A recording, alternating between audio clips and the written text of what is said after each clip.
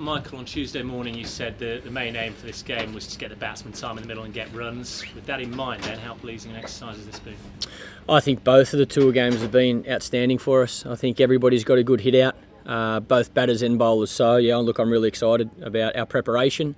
I think everyone's just about as ready as they can be. We've got a couple of training days now in knots, but in regards to preparation, I think we're just about done.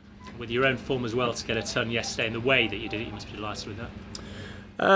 Yeah, more than the runs is the time in the middle for me. I think I've just been slowly building up some time out in the centre, and it was nice yesterday to spend a bit more time, and it's always nice to make 100 in any form of the game, that's for sure. So yeah, I feel like I'm getting there slowly, which is nice.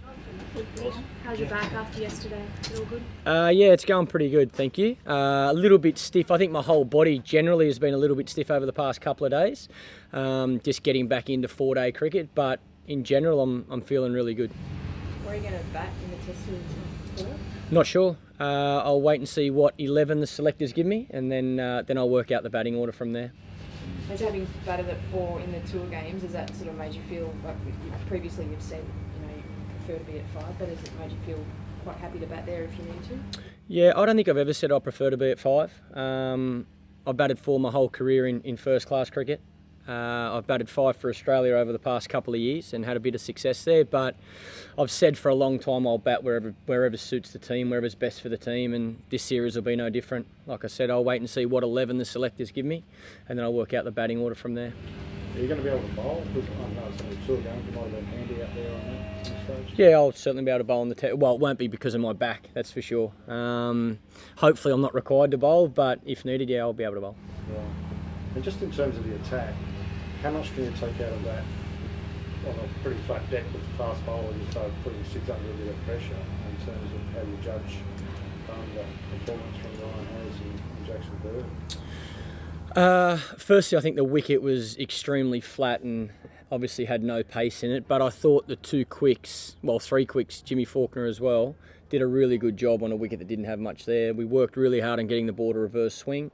In both innings, we got a little bit of reverse swing. And I thought, all the bowlers put in throughout these 4 days. I think both wickets we've played on have been extremely flat wickets. So it was a good indication to have a look at all the quick bowlers. I think the selectors have had the chance to have a real good look. Now they've got to work out what our best attack is with the conditions we get once we get to knots.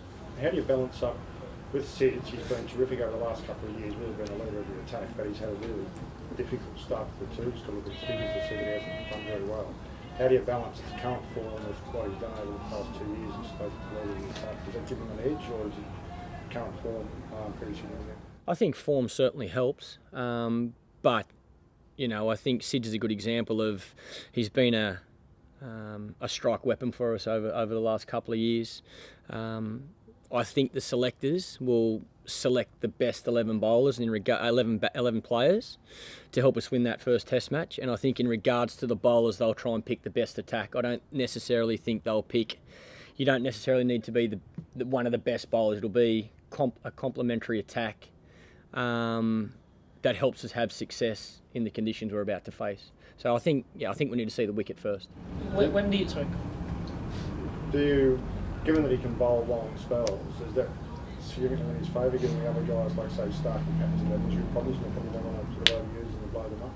I think it's one of his strengths, but like I say, I think they'll need to pick an attack, not an individual bowler. I think there's a big difference there. When you say you wait to see your 11 that the selectors give you, when do you expect that conversation to happen? How much of a run-in do you expect to get with the 11? I don't think I'll have too much say in the 11 now. I'm not a selector. Look, I've got a great relationship with the selectors and with Darren, so I'm sure there'll be plenty of communication, and that's obviously started. When we announce at 11, I'm not sure. I'd imagine that'd be morning of the game, to be honest. I think we'll assess conditions. We've got a couple of heavy training days, so see our guys pull up from this game and then after training. Then we'll pick our team. Michael, there's been obviously we know who the openers are going to be, and there's been a bit of a suggestion that had been an idea in mind for a little while. Were Chris and Shane in your mind as opening batsmen when you first got to it?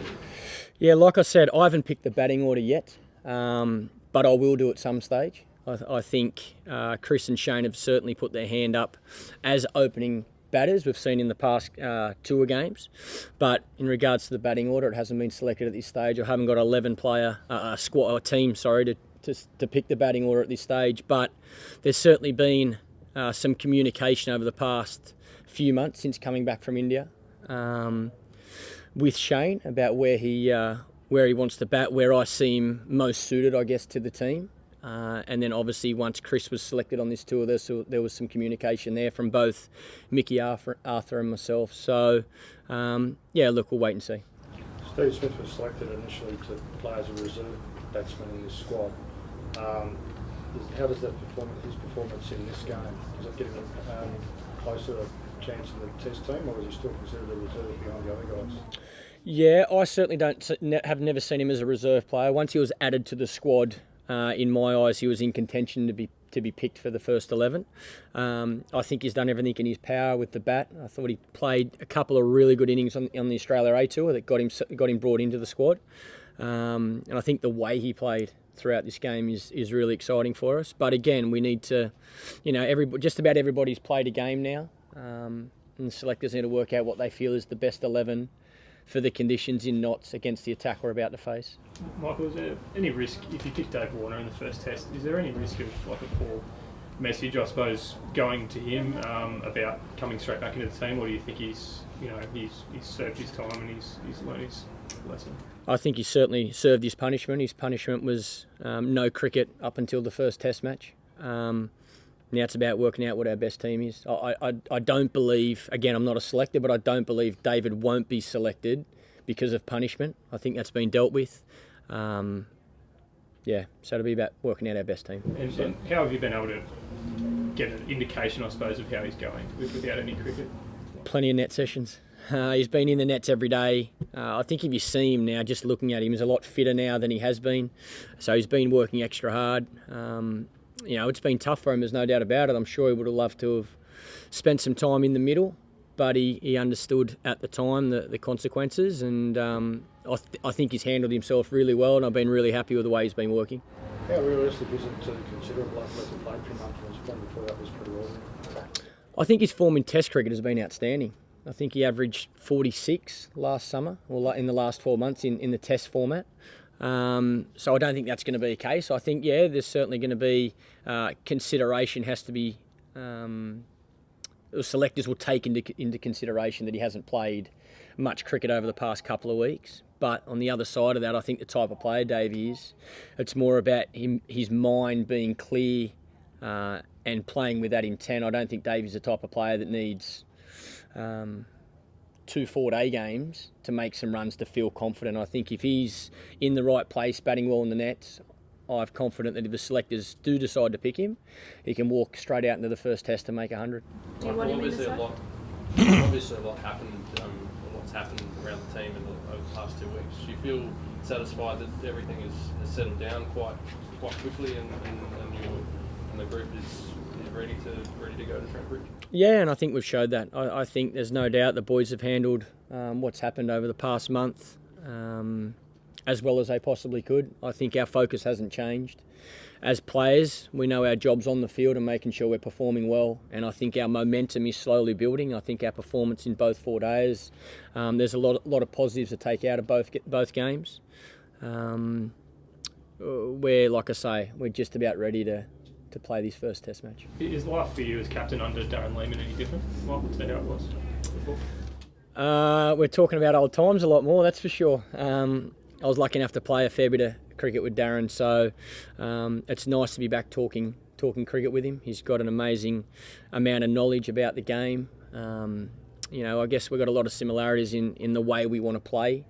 But no, I had a great relationship with Mickey, and I still do. And like I said, I think for the people that know Darren and know me, know that we were very close when we were playing as well. Last question, Ross. I asked him if he wanted to stay out and field for me. That's Buffer, isn't he? He's always having a laugh and trying to make things fun. So it was nice to see him out there. Holly? He said to us that, you know, one of the things he tried to do for you was just sort of take the pressure off a little bit, and now that you're not selecting as well, it just means you can focus more on just batting and kind of leading the team on the field. Does that feel like a weight off your shoulders in a way? Not being a selector certainly does. I think Mickey did that as well. Mickey took a lot off my plate, and Darren's doing the same. But I think certainly standing down as a selector, like I've said before, I felt being a selector was a full-time job.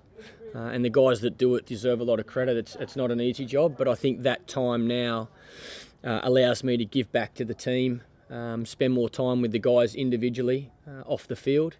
So yeah, I think it's been, for me personally, it's certainly helping.